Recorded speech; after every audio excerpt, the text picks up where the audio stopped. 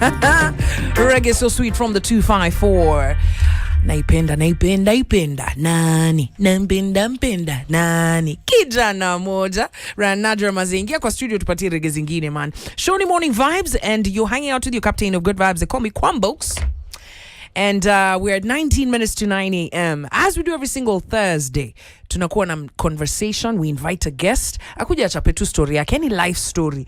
And today we invited Anthony CHEGE because this young man is, trying to break the stigma, especially around HIV.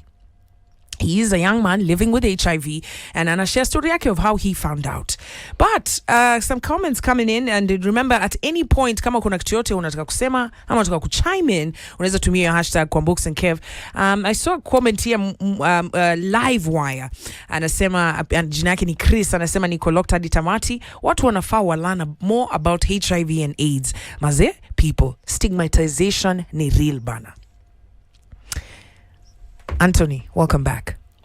Now, before we took the break, ulikuwa umetuambia juu ya venye shule, your school experience ilikuwa very difficult. Sure. And it's because of venye watoi walikuwa na the things that kids will say about your condition. Unafikiri watoi ndio wabaya ama ni nyumba zile pali wanatoka? Bado kuna kale kapoem ka class 4 kana kwa akisema ukimwi ngojo mbaya wamaliza wanadamu. So, if you can recall that point. Yes. Na hiyo stuff inakuanga imeka kila mtu because they have no knowledge about HIV. They know HIV kills. Yeah. That's what they know. So mtu akisikia uko na HIV, okay, hataki kukaa karibu na wewe. Because he or she knows when amekuwa associated na wewe ni kama atapatwa na HIV. Again wanajua HIV kills. And HIV never kills anyone, have never killed anyone. What kills is opportunistic infection and stigma. You see? Stigma, do you feel stigma kills more than the actual disease? Yeah. Even HIV have never killed anyone. HIV it's a virus. HIV it's a virus. You see? Yeah. But when you stop taking medication, when you play with medication, the virus transforms to a syndrome. Because HIV it's a virus. Then when it transforms to a syndrome, AIDS, it's like HIV is not the AIDS. Yes. So when you have HIV, you don't have AIDS. But if you don't take the medication well of HIV, you'll transform to AIDS. You'll acquire. That's why AIDS is acquired. You'll acquire it from HIV, and you get syndrome. When you get the syndrome thing, you can't reform. Ukiona watu hivi wenye walikuwa na kutreat shule, clearly walikuwa na information yenye haukuwa nayo. Hii information walitoa kwa nyumba. Kama wazazi wao wangekuwa watu wenye wako na utu, wenye wanaraise watu wao kuelewa kwamba usiende kuanza kufanya mtu mwingine asikie vibaya juu ya ile kitu ambayo anapitia. Do you think you'd have had an easier time in school? Very, very easy. If people could be educated what is HIV, we could have even very easy life. Yeah. Because even most of my friends, because like last month part 1, I have lost like 3 friends. One of them committed suicide. The other one is because of defaulting. You see? And stigma alipewa. Yeah. And she was in a college. You see, she was in a college. I love stigma yenye napewa na watu inakuwa too much. Inampea depression, inampea stress. Na chenye mtu anafikiria tu ni kama ananyonga. Nothing else. Innocent people out there, they are dying. You would think day. that, because disease imekuwa, it was declared a national disaster, was it 99 or 2000? You'd think that after 20 or so years, that, and considering that now we can manage the disease and the opportunistic diseases that come along with it with ARVs, that watu as in imekuwa kama malaria. Unajua kuna watu wanaweza kuwa na HIV. And that's very bad because squeezy nimeona kila mtu anasema HIV it's not a bad disease, it's normal, it's like let me tell you guys, HIV si kitu rahisi kwado. Yeah. You can think it's very easy because I'm talking about it, because you're naona niko smart, niko too fit, niko too very happy. Yeah. But let me ask you one question. Ukienda hosi upewe dawa za antibiotics uzikunywa in a week, wanga unamaliza dosage yako? Dosage ya ARVs unastahili kuikunywa na 24 hours. Kama unakunywa saa 2 ni saa 2. Kama unakunywa saa 1 ni saa 1.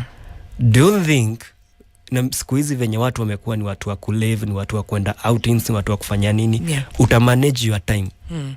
Do you know kukunywa dawa za ARVs zitakangilia ukunywe saa 2, kesho saa 3, kesho sijui saa 1.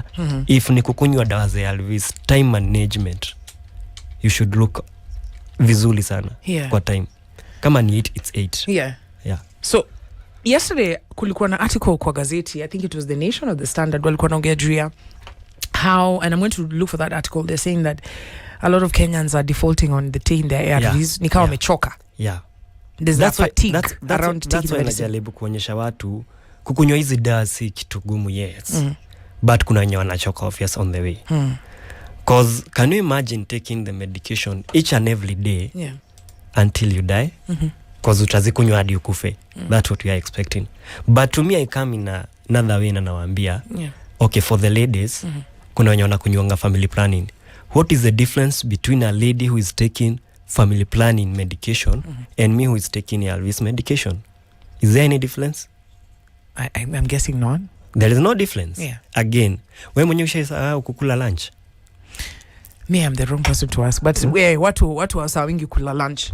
Hawasaulingi. Hata kama hata kula, yeye mwenyewe alikuwa amekumbuka na style kukula. Sidio? But yeye mwenyewe ameona sata nini. Ukitoka kwako kwa nyumba ushaisahau kunini? Kunawa uso ama kunawa meno. Hujai. Kama unataka kufanya hivyo ni wewe kutaka kwako. The same case we ARVs. If ni wewe unataka kuacha, wewe unajua the consequence zenye zitakuja after defaulting, but most of them are ignoring na wako na self denial. The point is they have self denial. Na hawajaji accept bado. It takes time to accept. It takes time. For you to be in good condition ukikunywa hizi dawa, lazima first of all self acceptance and self love. How long did it take you to accept? For me, obvious, nikienda high school nilikuwa nishaanza kujiaccept na nikajiaccept kabisa. Very well. Na nilikuwa nakunywa dawa zangu hata with no even hiding.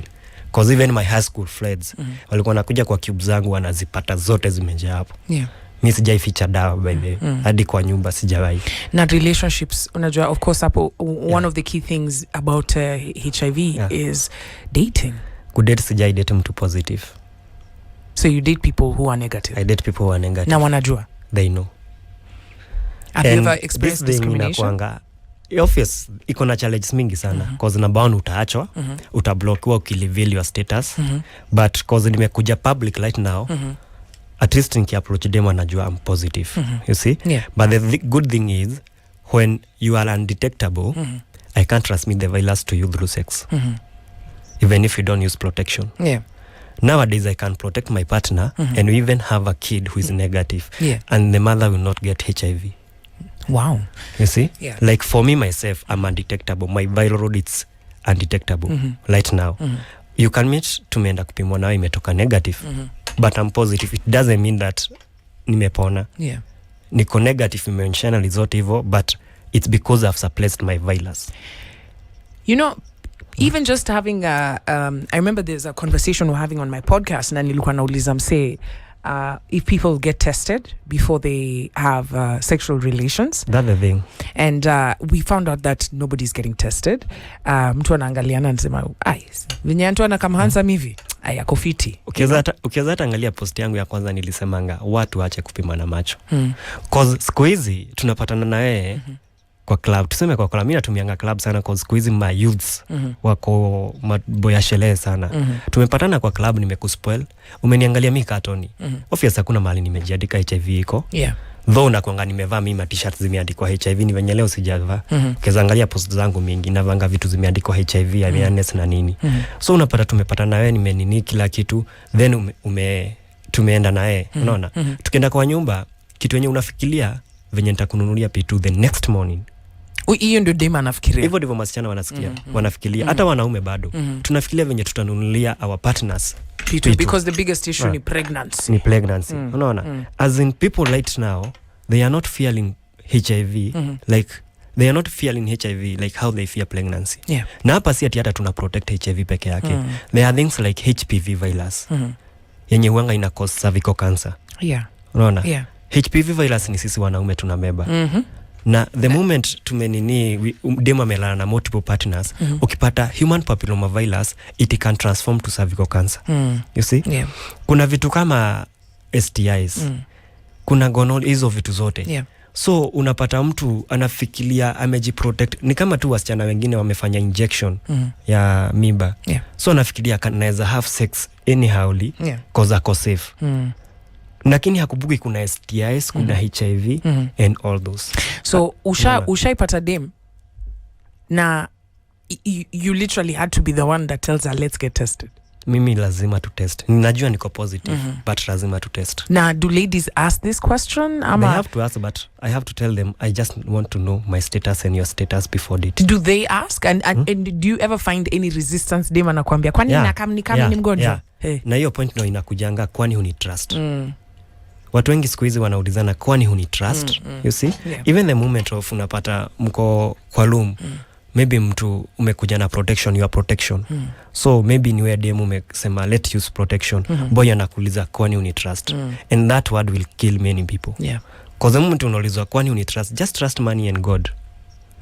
Even your mother can't betray you. Hey. Money and God, eh? Money and God. Anthony, I want to open the phone lines for MVPs to speak to you, maybe say a thing or two, because we are almost at the top of the hour. Na story yako, I can tell that a lot of people will be inspired, informed, and you know, are being entertained listening to you. Kama unkunga kuna final words ya kuambia mtu mwenye anakusikiza sahi, especially kijana, kwa sababu nasikia hata ukiona the stats za HIV, they are on the up and up, especially in most parts. Wanasema young people are not using contraceptives. Yeah. What advice do you have for them? My advice to the young generation right now, mostly the youths, let's condomize. Let's condomize. If you can't be faithful to your partner, if you can't be faithful, condomize. Na tuache history ya kusema kana hilo ni kushare. You'll meet yourself unasema kana hilo ni kushare na tunasema ni kurudi kwa soko, but unaendea STIs and HIV. Damn. You are receiving STIs and HIV. And those things are not easy to manage. Because they don't have right now, hawana, wanaweza fikiria ni kitu rahisi venye wanasema HIV ni kama homa. Yeah. But wait until you get it. Wait until you get it. Na kwa ule ambaye mwenye anaishi na hii ugonjwa, amefika ile place pali hata, na nimesikia kuna wengine hata wanauza hizi ma ARVs kwa sababu kuna wengine wanachukua ka drugs, as in wanazichukua kama dawa ya kulevya. Yeah? Kwa ule ambaye amefika mwisho, hataki kuchukua dawa, amechoka na stigma, zungumza naye. So kwa watu, kitu wenye wanastahili kujua na bwana kuji-accept muhimu na wajipende. Hii life kila mtu ako na vision zake. Hakuna mtu hataki kuona at least ameona generation ya watoto wake. So tukunywe hizi dawa, tuji-accept and we keep time. Because time management, it's everything. If there's a way you could speak to the parents of those kids when you're looking at shule, because now you're an adult, you can have a child who's in school. What would you tell that parent? Even not just the parents, even to those who are negative out there, they are stigmatized those who are positive. Chenye naweza sema tu ni, we have to be humble in this life. We just think that HIV it's only spread through sex. But those are just lies. Tunaweza patana tu na mtu mkifight tu mtu wa kuume. And you don't take PEP. Because there is a difference between PEP and PrEP. You see? Mtu wa haja kunywa PEP na atapata HIV. Unaweza enda hivi tu mkiwa kwa gali yanguke, just you get an accident. Ukatai kukutumia PEP.